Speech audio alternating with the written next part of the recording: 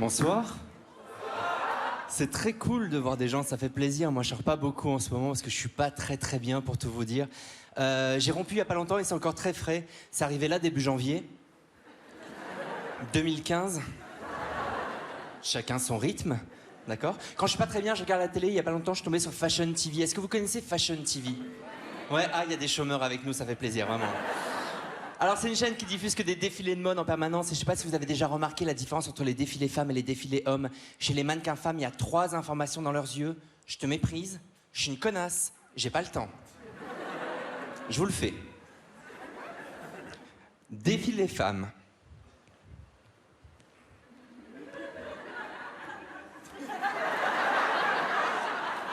Je te méprise. Je suis une connasse, j'ai pas le temps.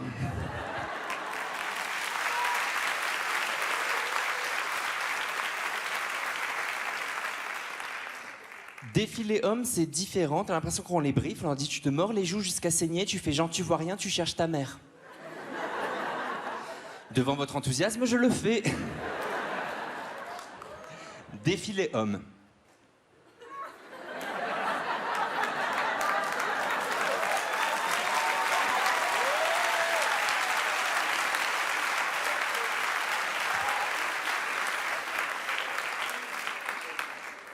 Je vous l'ai dit, je suis célibataire, j'étais avec mon copain depuis 3 ans. Au bout de 3 ans de relation, il arrive très détendu avec 25 minutes de retard au cinéma et il me dit cette phrase magique. Je suis désolé, je suis un peu en retard, mais j'avais un plan cul et ça s'est éternisé. Direct, je suis parti en mode que je la raye ta BM, que je la crève ta BM. Si tu savais comme j'ai la haine.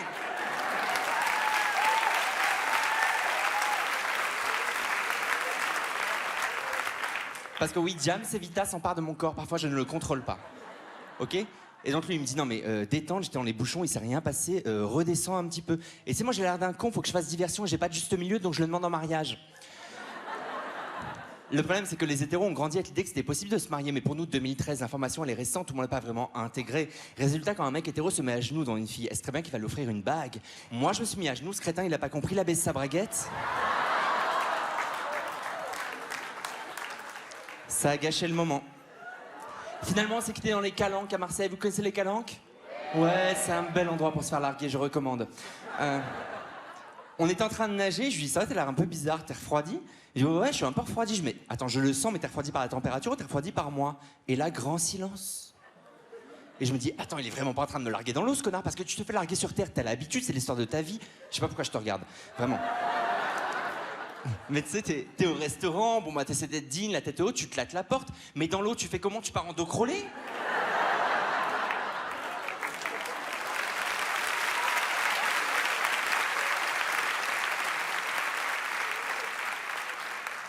J'ai connu qu'une seule femme dans ma vie, j'avais 17 ans, j'étais très amoureux d'elle, elle était très belle. Et quand je l'ai quittée, je suis devenu gay, elle est devenue actrice porno.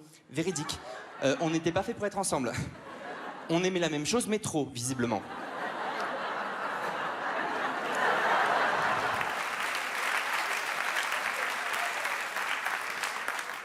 Et donc pendant 20 ans, je sortais avec des mecs et juste avant le confinement, j'ai rencontré une fille qui m'a plu, vraiment plu. Et depuis, c'est toute ma vie qui est remise en question. Je me dis, putain, si je redeviens hétéro, comment je vais l'annoncer à ma famille? Mon père, il fait un 2e arrêt cardiaque à l'envers, c'est sûr.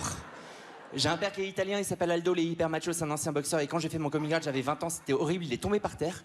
Je lui tenais la main, il a ouvert les yeux, il a dit, Maquetto est pédé? J'ai dit oui, il est retombé direct. Et mes amis, j'ai plein d'amis homo en 20 ans, je leur dire quoi? Les gars, m'en voulez pas, je quitte la fanfare? Donc je me suis dit, c'est peut-être juste sexuel, faut peut-être juste recoucher avec une femme pour savoir si tu kiffes. Mais je savais pas que c'était si compliqué de réussir à coucher avec une femme. Ah les gars hétéros, vous avez tout mon respect, vous avez une patience incroyable. Ah ouais.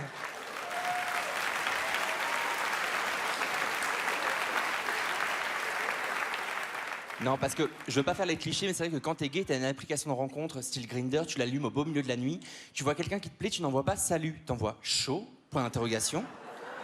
Tu reçois adresse, point d'interrogation. Là, je me suis mis sur Tinder, je suis tombé sur la fille la plus relou du monde. Tinder, vendredi soir, 1h05 du matin, au bout de 3 messages, elle m'envoie « Tu te vois où dans 6 mois ?»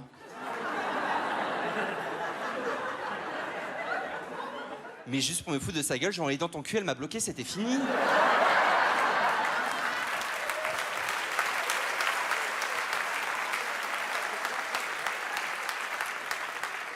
Et je me suis dit, fais pas le gamin, couche avec la femme qui t'a vraiment plu, c'est ça le défi, t'es adulte maintenant. Et donc on s'est déconfiné, on s'est vu, on s'est revu, on a fait 1500 rendez-vous et je vous en parle ce soir parce que j'ai couché avec elle avant-hier.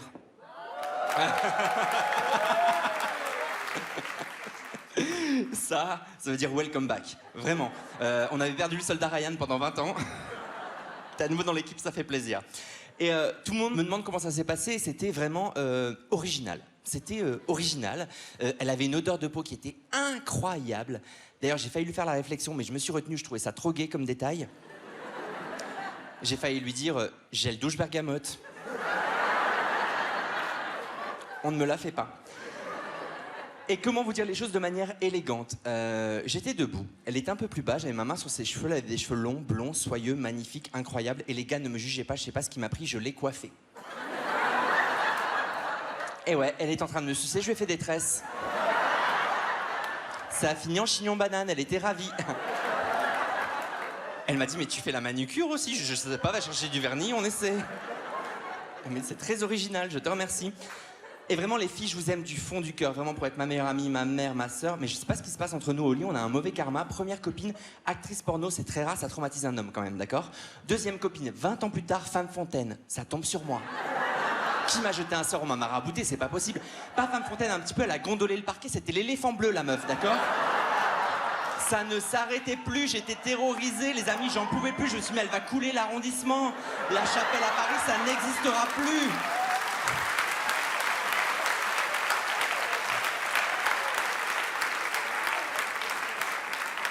J'étais terrifié, je me suis dit, mais on peut dire adieu à la ligne 4, c'est terminé.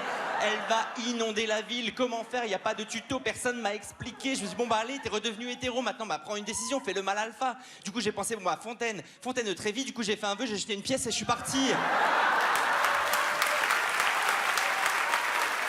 Je m'appelle Jérémy Lorca, merci de m'avoir écouté, merci beaucoup.